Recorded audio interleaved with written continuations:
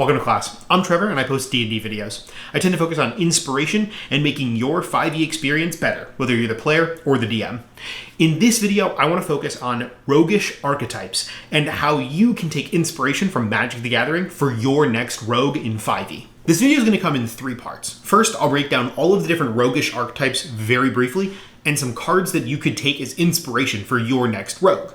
In the second part of the video, I'll talk about the crossover content, the published stuff, right? So Ravnica, Theros, and Strixhaven, and what rogues you could pull for those specific sets. And finally, I'm going to talk about some other planes or magic sets and how rogues are portrayed in those places. There are some specific planes and just some specific characters in Magic that might make for some great rogues in your next 5e game. Let's jump into the roguish archetype rundown. The first roguish archetype in 5e is the Arcane Trickster, and this is the hardest one to find crossover content from Magic the Gathering for. Arcane Tricksters are rogues that have dabbled in magic, and the closest we have is something like Aether Tunneler, which pictures a rogue climbing through a magic portal to steal something. There may be other examples, there are a lot of magic cards after all, but I did find this one the hardest to find specific cards that could really ground your fiction of an Arcane Trickster. If you find something that could inspire an Arcane Trickster, don't hesitate to share it in the comments down below. I'd love to see what you come up with. The second roguish archetype is the Assassin. This is our second most maybe, ubiquitous rogue, right? These are the ones that sneak through the shadows and deal a massive finishing blow. We have plenty of examples of assassins in Magic the Gathering. As a matter of fact, assassin is its own creature type in Magic. If I had to pick one to share that I think would make a great 5e character, I would look at an old Commander product. Specifically, we have Kelson the Plague. This is an archer rogue that seems to sit in the trees and hunt silently. As a matter of fact, the magic card, if he kills a creature, he actually gains experience. This was a mechanic in this particular Commander product. I think that this really gets across that flavor of an assassin, and it also shows an interesting take that avoids the dagger focus that a lot of assassin rogues tend to use, at least from my play experience. Our next roguish archetype is the Inquisitive. This is Sherlock Holmesian. These rogues are more mental and they unravel the secrets to get to the bottom of a larger mystery. I think from Magic we can look at Eloise. Eloise is from Innistrad, which is the closest thing that Magic has to Ravenloft, and I actually think this character would work really well in a setting like Ravenloft. The Eloise card in Magic actually generates clue tokens to signify you finding more information and getting to the bottom of that mystery. I really like this roguish archetype because it avoids a lot of the cliche tropes and plays into other aspects of what a rogue could be. The next one actually does something similar. Next we have Masterminds. These rogues use language and they spy, they interact with other people, they carouse. I think this is the perfect kind of intellectual rogue if you don't want to go with the Sherlock Holmes style detective. Now, I have 3 examples of Masterminds from Magic the Gathering. If you want to go on the more evil or conniving side, you could look at Gwafa Hazid. This character is so interesting because it actually bribes other cards on the table. And I think that this is, maybe it's more of a villain than a player character, but I think you could play a character like this. This could be you trying to pacify and silence people. You could try to pay people off, or again, bribe them, just like the counters on the card do. If you don't want to go on that side, maybe something a little bit less evil feeling, you could go with Edric. Edric is a spy master. He gets information from other individuals, and I don't know if in the Magic canon Edric is good or evil, but to me this could go either way, right? You can have good spies or bad spies, and good and bad are obviously very subjective, at least in some cases. And finally, getting off of all the serious subjects, we have Frankie Peanuts.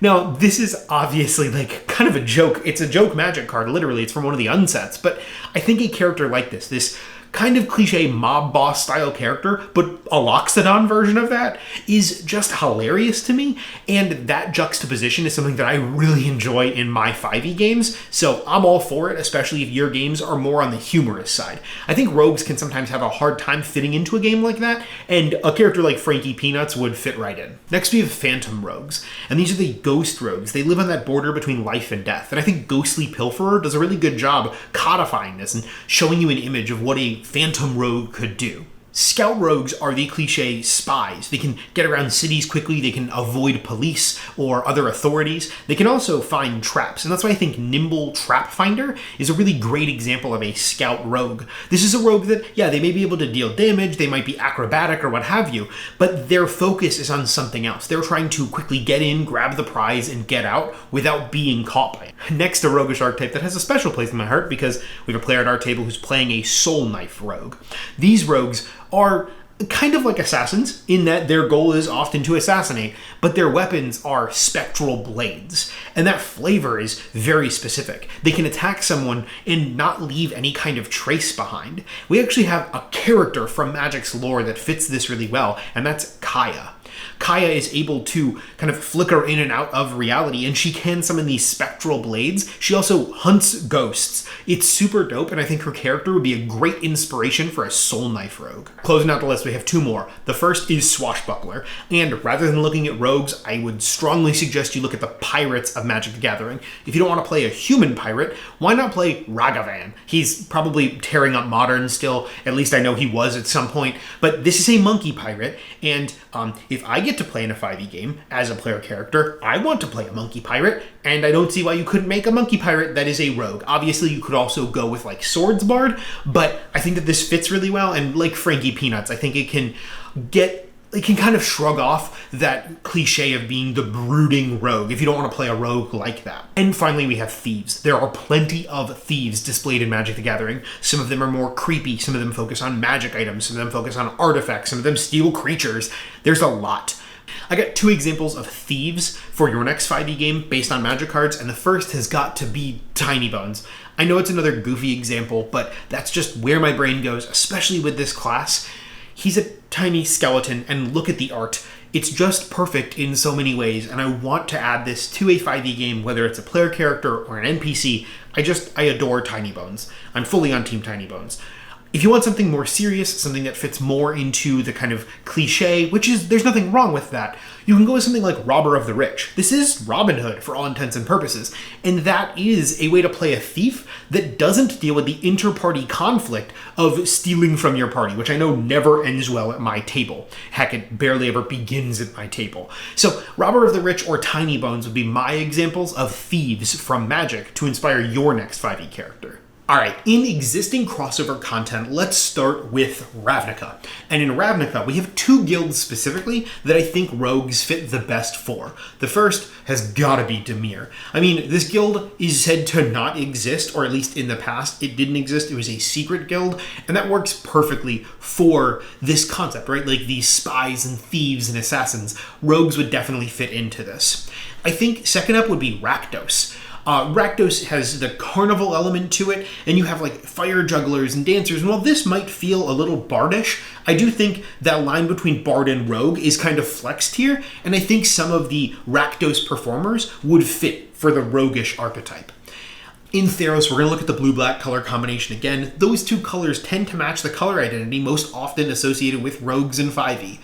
There is a really interesting example of a rogue of Crufix, essentially, the Agent of Horizons, and I think that is an interesting example of, say, like a scout rogue, or even potentially a ghost rogue, that doesn't necessarily fall into some of the same cliches or the same color identities as a lot of these other Magic cards that we've been talking about, but it's just an example for how rogues could appear in Theros. And finally, we have Strixhaven. This is the hardest one. There are not that many rogues, like creature-type rogues, on Strixhaven. When I did my initial search, there was one, and that's Bold Plagiarist, which I don't even think was published in the actual Strixhaven set. I do think it's an interesting take, and I do think they fit into Silverquill as this kind of like linguistic thief, like sneaky, it all seems to check to me.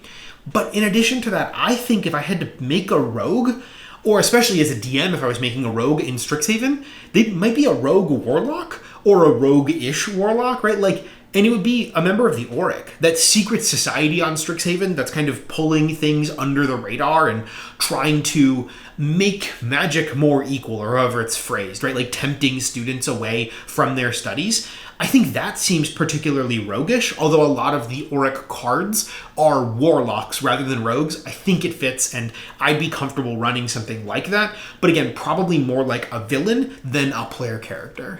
For other magic content that you could use as roguish inspiration, my first suggestion would be Kamigawa. The newest set that comes out is actually going to be Kamigawa Neon Dynasty, and I want to look back at other Kamigawa, original Kamigawa.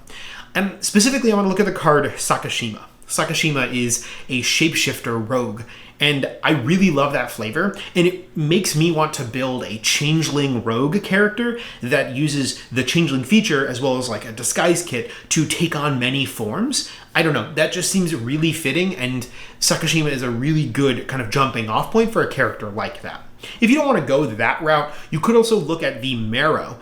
The rats of Kamigawa are roguish and interesting characters. It's a very different dynamic than what you might expect of like human or elf rogues, and I think that they're worth checking out as well. The next set that I'd encourage you to look at is Morningtide. Morningtide and Lorwyn were tribal, but Lorwyn itself focused on like elves and Kithkin and like creature types, whereas Morningtide kind of focused on classes, or at least the D&D equivalent, and a lot of the fairies in Morningtide were rogues. I really love that. There's like trickster rogues, and it really fits, and I love the juxtaposition between like what you expect of a fairy, or at least some expectation with a fairy, versus the reality of the fairies in this set. They do play into that kind of nefarious like trickster thing, which I really enjoy.